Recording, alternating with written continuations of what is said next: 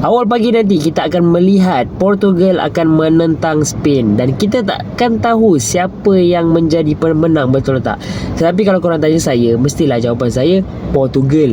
Tapi macam itulah dalam hidup kita, kita tak boleh nak menjangkakan masa depan kita. Bagi korang yang ada harta, ada rumah, ada aset, ada tanah, ada kereta dan sebagainya, pernah tak korang terfikir siapa yang akan memiliki harta korang suatu hari nanti sekiranya korang dah tak ada dekat atas muka bumi ni?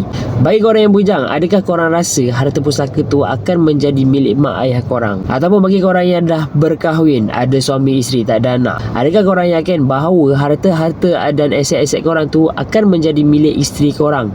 Ataupun bagi korang yang dah berkahwin dan ada anak, adakah korang yakin dan pasti harta-harta dan aset-aset korang tu mampu menjadi milik diorang?